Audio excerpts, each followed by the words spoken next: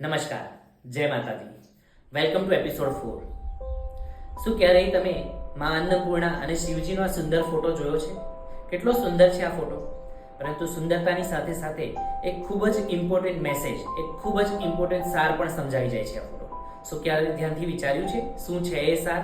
શું ક્યારેય ધ્યાનથી જોયું છે આ ફોટોની અંદર માતા અન્નપૂર્ણા કે જે અનાજ અને પોષણ પૂરું પાડનાર છે એ સિંહાસન પર વિરાજમાન છે, જ્યારે ભગવાન શિવ કે જે આખા જગતના સ્વામી છે, પરંતુ અહીં એ યાચક છે, માંગનાર છે અને એટલે જ ઊભા રહેલા છે. માતા અન્નપૂર્ણાની રિસ્પેક્ટમાં હાથો લંબાવીને ઝૂકેલા દેખાય છે. એટલું સુંદર છે, કારણ કે ક્યાંક ને ક્યાંક આપણે ભૂલી રહ્યા છે કે સ્ત્રી કે જે પોષણ પૂરું પાડે છે એ સાક્ષાત અન્નપૂર્ણાનું સ્વરૂપ છે, અને પુરુષ કે અન્ય કોઈ જે સેવા લઈ રહ્યું છે, જે પોષણ મેળવી રહ્યું છે, એમનું પણ રિસ્પેક્ટફુલ અને ગ્રેસિયસ હોવું એટલું જ જરૂરી છે. આપણા શાસ્ત્રોમાંથી, પુરાણોમાંથી વાંચીને આપણે આપણી માતા, બહેન કે પત્નીને અન્નપૂર્ણા કહી તો દઈએ છીએ, પરંતુ ક્યાંક ને ક્યાંક અંતે આપણે હકદાર અને કૃતજ્ઞ બની જઈએ છીએ. સેવા કરવી એ ચોક્કસપણે કર્મયોગ છે, પરંતુ સેવા કરનારને આદર આપવો પણ એટલો જ જરૂરી છે.